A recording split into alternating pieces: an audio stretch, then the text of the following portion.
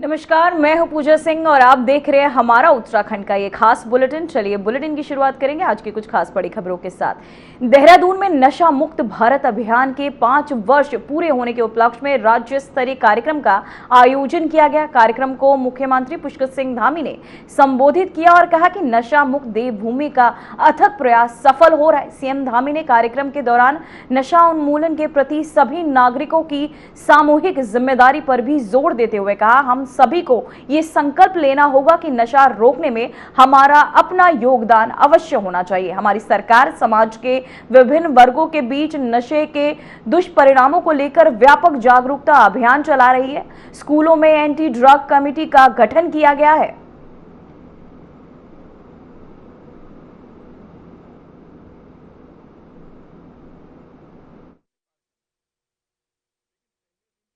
मुझे आज नशा मुक्त भारत अभियान के 5 वर्ष पूरे होने के उपलक्ष्य में आयोजित इस कार्यक्रम में नशे के खिलाफ अपनी अग्रणी भूमिका निभाने वाले आप सभी कर्मवीरों के बीच उपस्थित होकर अत्यंत ही आज हर्ष की अनुभूति हो रही है।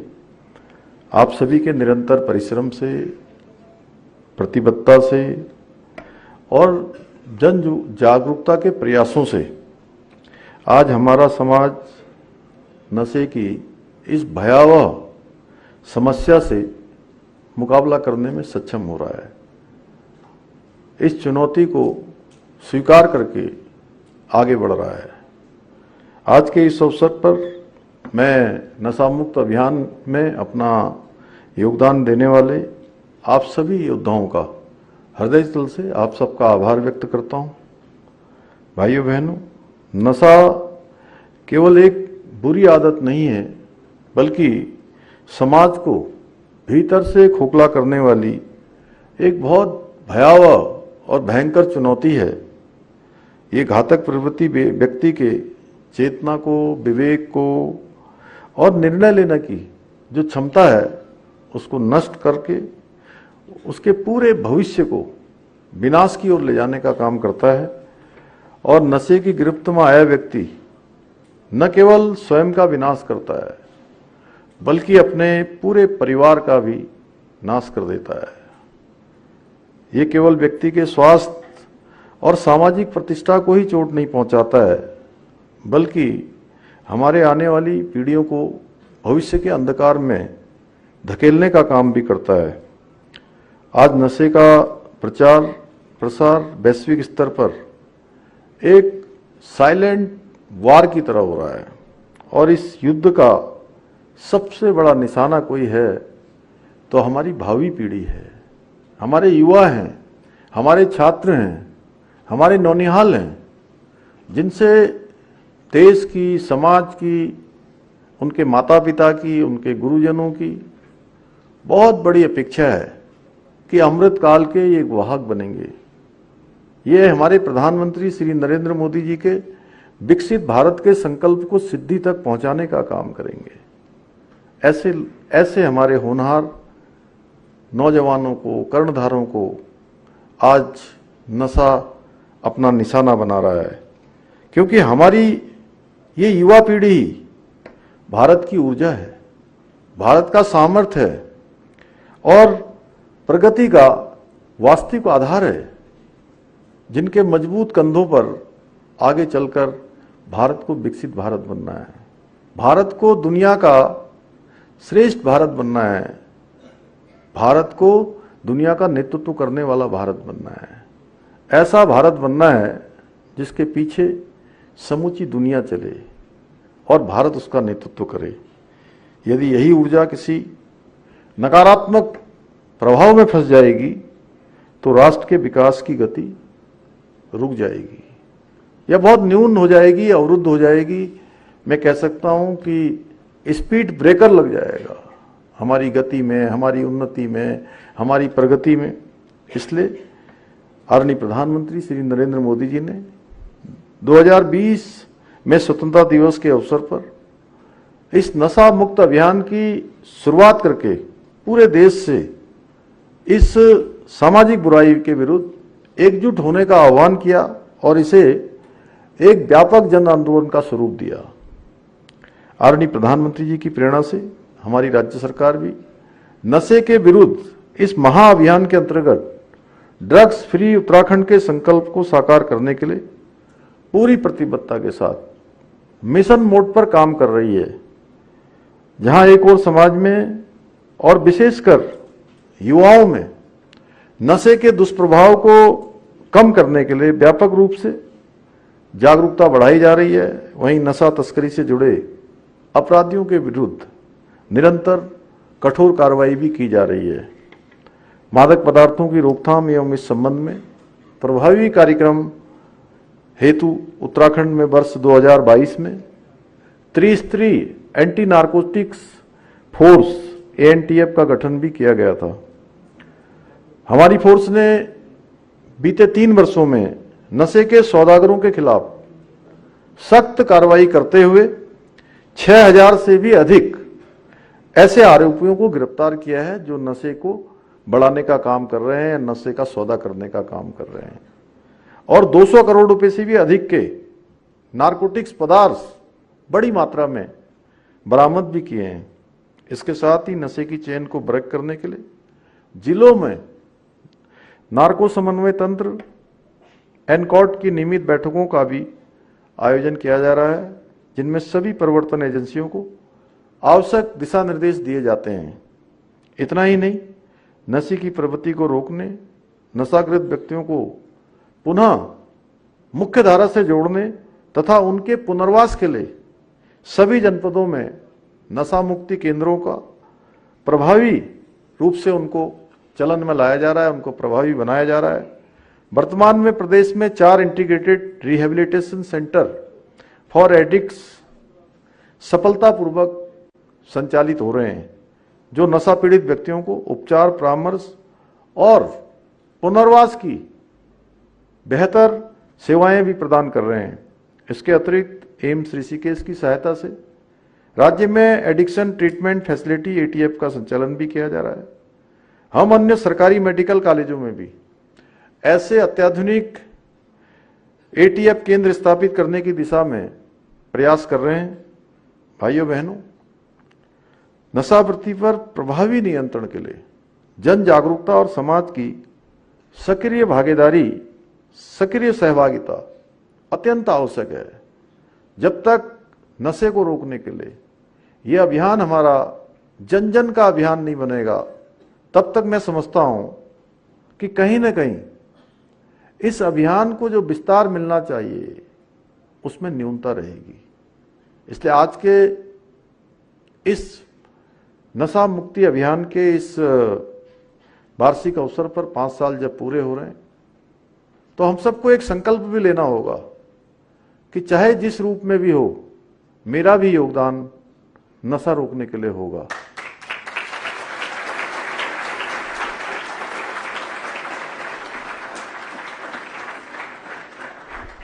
इसके अलावा हमारी सरकार द्वारा समाज के विभिन्न वर्गों, विशेषकर युवाओं के बीच नशे के दुष्परिणामों को लेकर जन जागरूकता अभियानों का संचालन किया जा रहा है।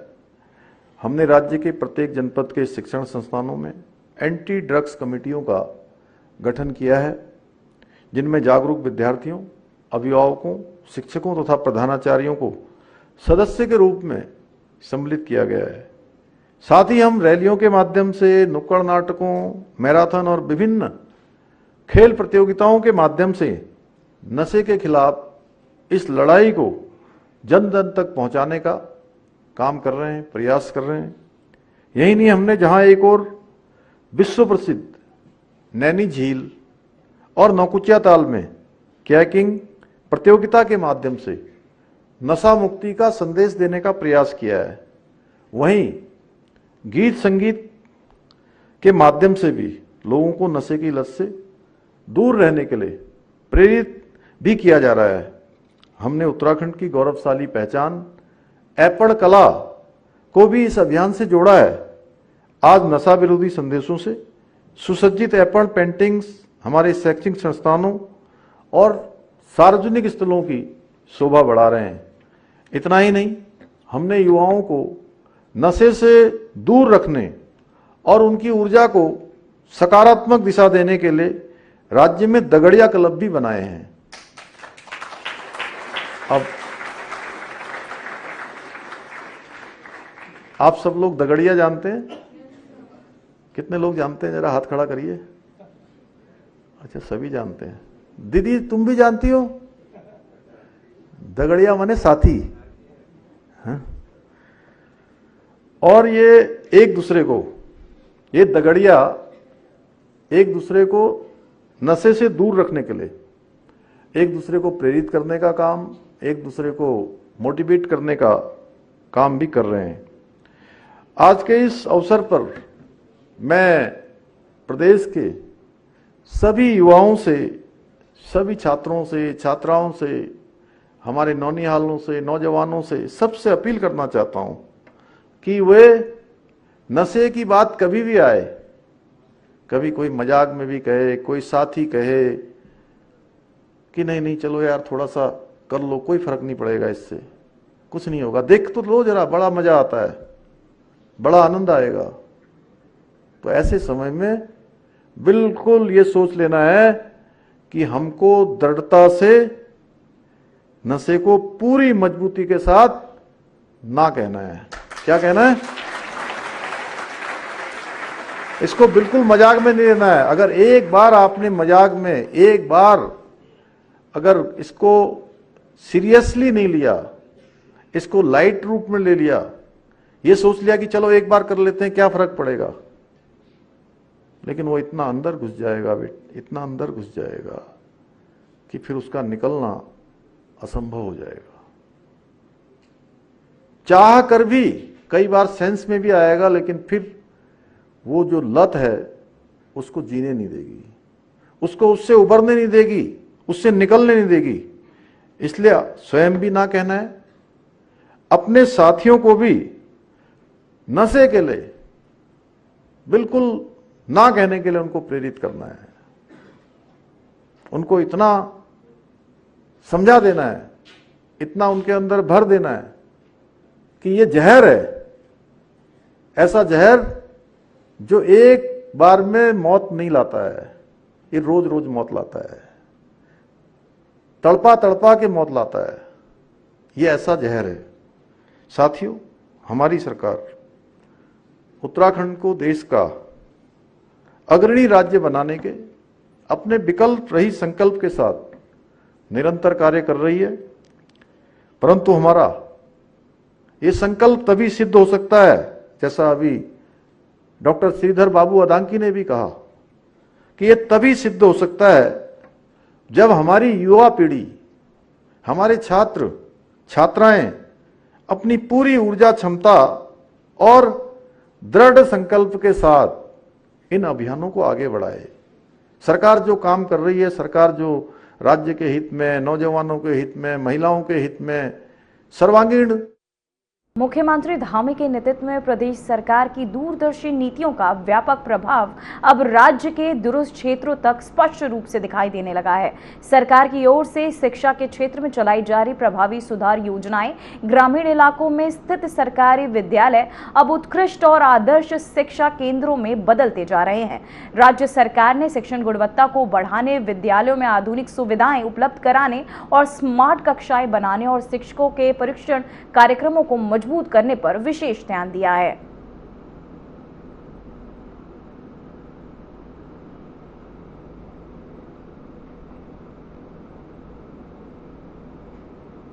तो वहीं देहरादून से खबर सामने आ रही है, जहां कॉर्बेट टाइगर रिजर्व से जुड़ी बड़ी खबर सामने आ रही है। जिम कॉर्बेट के संरक्षण उपायों से जुड़ा मामला, जहां एससी ने अवैध निर्माण हटाने के दिए निर्देश, 3 महीने में सभी अवैध निर्माण हटाए। सुप्रीम कोर्ट का यह फैसला जो है सामने आ, जहां 3 महीने में बाघ संरक्षण योजना तैयार करे, इसके निर्देश भी दिए गए। अभ्यारण्य क्षेत्र में केवल इको टूरिज्म की अनुमति। वही आपको बताते चले, सरकार अभ्यारण्य को हुए नुकसान कि हर करे भरपाई। तो मैं आपको बताते चले सुप्रीम कोर्ट ने उत्तराखंड सरकार को जिम कॉर्बेट टाइगर रिजर्व में पेड़ों की कटाई और अवैध निर्माण समेत हुए नुकसान की भरपाई के लिए उपाय करने के निर्देश दिए। सुनवाई करते हुए सुप्रीम कोर्ट ने मुख्य न्यायाधीश BR गवई की अध्यक्षता वाली पीठ ने कई निर्देश जारी किए। पीठ ने कहा राज्य सरकार को कॉर्बेट टाइगर रिजर्व को हुए पारिस्थितिक नुकसान की भरपाई और मरम्मत करने का निर्देश दिया जाता है। पीठ ने आपको बताते चले जोर देते हुए कहा कि मुख्य वन्यजीव वार्डन को यह सुनिश्चित करना चाहिए कि टाइगर रिजर्व में सभी आपको बताते चले अनधिकृत ढांचों को 3 महीने के भीतर ध्वस्त कर दिया जाए और अधिकारियों को अनधिकृत ढांचों को विध्वंस के संबंध में शीर्ष अदालत द्वारा नियुक्त केंद्र अधिकार प्राप्त समिति की सलाह से काम करना चाहिए। तो आपको बताते चले खबर सामने आ रही है जहां कॉर्बेट टाइगर रिजर्व को लेकर यह बड़ी खबर, एससी ने अवैध निर्माण हटाने के निर्देश दिए हैं जिसे लेकर 3 महीने में सभी अवैध निर्माण हटाए जाएंगे, सुप्रीम कोर्ट के आदेश। तो वहीं देहरादून में अतिक्रमण के खिलाफ एडीए की बड़ी कार्यवाही सामने आई है। शिमला बाईपास रोड पर अवैध प्लॉटिंग पर बुलडोजर चलाया गया। प्राधिकरण को क्षेत्र में बिना मानचित्र स्वीकृति के नियमों के विपरीत हो रही प्लॉटिंग की शिकायत मिली थी, जिसके बाद कार्यवाही तैयार की गई। वहीं आपको बताते चले एमडीए की टीम पुलिस बल के साथ मौके पर पहुंची और अवैध रूप से किए जाए निर्माण को ध्वस्त कर दिया गया। मौके पर मौजूद अधिकारियों ने स्पष्ट किया कि किसी भी प्रकार के अनधिकृत निर्माण को बर्दाश्त नहीं किया जाएगा।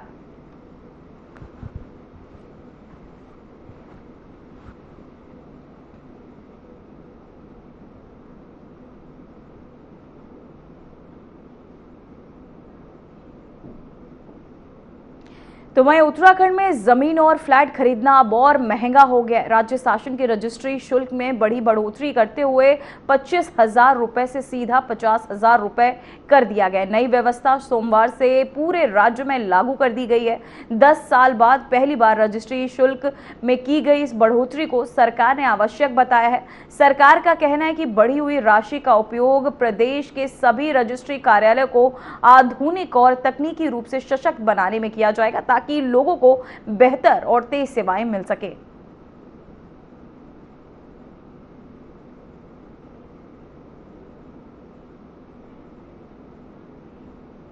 तो वहीं हरिद्वार में 2027 में होने वाले दिव्य और भव्य कुंभ मेले को लेकर तैयारियां तेज हो गई हैं।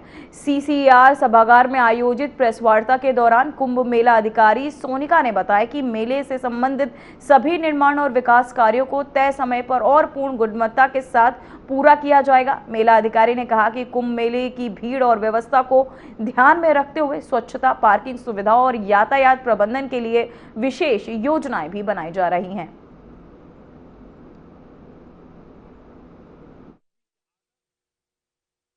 जैसे अभी ये कंटिन्यूस प्रोसेस है, कुछ लोग आ गए हैं, जैसे PIU आ गई है, उसमें हमारे सारे एक्शन AE सब आ गए हैं और अधिकारी अभी आने वाले हैं। वो मोर और लेस अगले महीने तक सारे आ जाएंगे। हम लोग जो हमारा एस्टिमेशन है, हम ये मान के चल रहे हैं कि 21। तो अभी एज सच तो हमारे पास अभी जो बजट आया है काफी लिमिटेड बजट है, लेकिन हम लोगों ने जो प्रस्ताव दिए हैं, जैसे मैंने बताया कि मेजरली परमानेंट काम के हमने 250 से 300 करोड़ के काम प्रशासन को प्रेषित कर दिए। मैडम ये कुंभ मेले बड़ी समस्या है, उससे कैसे निपटा जाएगा? स्थायी अतिक्रमण जो है वो बड़ी समस्या है, उससे कैसे निपटेगा? जैसे मैंने कहा कि हमारी ये बेसिकली ये कलेक्टिव एफर्ट होगा प्रशासन के साथ, नगर निगम के साथ और मेले के साथ। तो मेले के एरिया में तो हम लोग अपनी तरफ से कोशिश करेंगे। तो वहीं पौड़ी जिले में जिला प्रशासन और खेल विभाग के तत्वाधान में कंडोलिया खेल मैदान में आयोजित 4 दिवसीय राज्य स्तरीय आमंत्रण फुटबॉल प्रतियोगिता का समापन हुआ।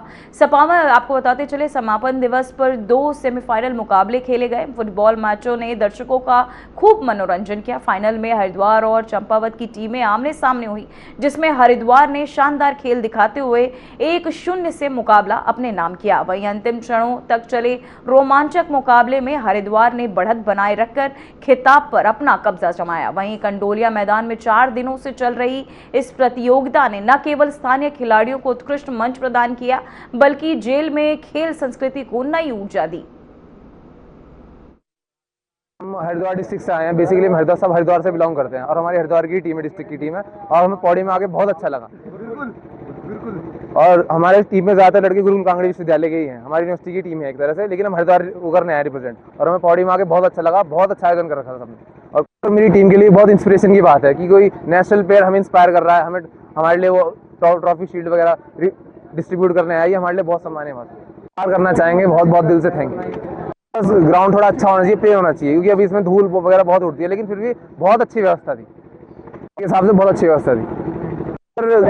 हीट ऑफ द मोमेंट अलग ही होता है, गेम में अलग ही चीज निकलती है, लेकिन बहुत अच्छा खेला क्योंकि हमने पहले ही स्कोर कर दिया था, तो हमें ज्यादा टफ नहीं पड़ा, बल्कि हमें सेमी ज्यादा टफ पड़ा, लेकिन फाइनल हमने बहुत अच्छा खेला और सब लड़कों ने दम लगाया। सर हम सब यूथ ही हैं और हम उत्तराखंड का बहुत अच्छी तरह नाम रोशन करेंगे, बहुत आगे लेके जाएंगे और बहुत अच्छी तरह खेलेंगे। सर रहने खाने की बहुत अच्छी व्यवस्था थी, कोई दिक्कत नहीं आई हमें उसमें, खाने की भी रहने की भी, बल्कि खाना हमारे रूम तक ही आ जाता था रात में, क्योंकि रात में थोड़ा जंगल का एरिया, थोड़ा बाग वाग का दिक्कत रहती है, रात में खाना हमारे रूम पे आ जाता था, हमें कोई दिक्कत नहीं, किसी भी तरह की दिक्कत नहीं। जब भी पौड़ी फील्ड का ये वो आता है, नाम याद आता है, मन में आता है, और जैसे मैं पौड़ी का ही हूँ तो मेरे लिए बड़ी हर्ष की भी बात है और गौरव का भी क्षण है कि आज मैं यहीं पर ऐसे मुख्य अतिथि यहाँ पे आया हूँ। और पौड़ी का मतलब जब भी फुटबॉल की बात होती है पौड़ी का नाम जरूर आता है, कि आज से ही नहीं है, बहुत पहले से ही मतलब पौड़ी के काफ़ी अंतर्राष्ट्रीय खिलाड़ी यहाँ से निकल चुके हैं। सौरव रावत है, गौरव रावत है, भंडारी है, जो अभी रिसेंटली खेल रहे हैं, और जो काफ़ी पुराने हैं जिनको मैं नहीं जानता यहाँ से, बट मेरे फादर भी यहाँ यूनिवर्सिटी खेले हैं यहाँ से, क्योंकि मेरा घर यहीं पास में ही है। तो पौड़ी में जब भी फुटबॉल होता है तो सबको पता होता है कि यहाँ अच्छा टूर्नामेंट होता है, बाहर से टीमें आती हैं, तो इतिहास बहुत ही बड़ा है मतलब पौड़ी का फुटबॉल के क्षेत्र में। यहाँ पे जब भी मैंने देखा है कि ग्रास रूट पे भी फुटबॉल काफ़ी अच्छे लेवल पे होती है, क्योंकि रवि भाई है, टिंकू है, पारस है, ये सब बहुत अच्छा काम कर रहे हैं। क्योंकि लास्ट ईयर मैंने भी एक रिलायंस यंग चैम्प्स का एक वो ट्रायल कराया था देहरादून में, जहाँ से पौड़ी के पूरे उत्तराखंड में ट्रायल कराया था, और पौड़ी के जिसमें 3 में से 2 लड़के जो थे वो पौड़ी के थे। तो मतलब इससे अपने आप पे पता लगता है कि यहाँ पे भी फुटबॉल का बहुत अच्छा काम हो रहा है, और जो कोचेज़ हैं बहुत मेहनत कर रहे हैं बच्चों पे, और मुझे आशा है कि मतलब आगे भी ऐसा होता रहेगा और पौड़ी का नाम फुटबॉल में हमेशा रहेगा, और यहाँ अच्छा कार्य होता है तो उसका बिल्कुल आपको देखने को मिलेगा। अच्छा है, और जो हमारे जिला प्रशासन और खेल विभाग के तत्वावधान में यहाँ पे पौड़ी में राज्य स्तरीय आमंत्रण फुटबॉल प्रतियोगिता यहाँ पे आयोजित की गई है, और 14 से 17 तक ये प्रतियोगिता आयोजित की गई, और आज इसका फाइनल मुकाबला है। और यहाँ के जो हमारे युवा हैं, जो लोग फुटबॉल प्रेमी हैं, उनके लिए एक बहुत अच्छा मौका है कि वो जो बाहर से जो लोग आ रहे हैं, जो प्रतिभाएं आगे आ रही हैं, उनके खेल को देखें। और क्योंकि पौड़ी में मैंने देखा कि फुटबॉल का काफ़ी अच्छा क्रेज़ है, जैसे कुछ हमारे जो पहाड़ी जनपद है, जैसे पिथौरागढ़ है, पौड़ी है, यहाँ पे फुटबॉल का काफ़ी अच्छा पहले से भी क्रेज़ रहा है। तो इसी बात को ध्यान में रखते हुए खेल विभाग ने जिला प्रशासन के तत्वावधान में यहाँ पे एक राज्य स्तरीय फुटबॉल प्रतियोगिता कराई है, और मुझे पूरा विश्वास है कि जो ये यहाँ पे प्रतियोगिता हुई है फुटबॉल की, इससे जो हमारे युवा हैं वो ज़रूर प्रेरित होंगे और आगे अच्छा करने का वो लोग प्रयास करेंगे।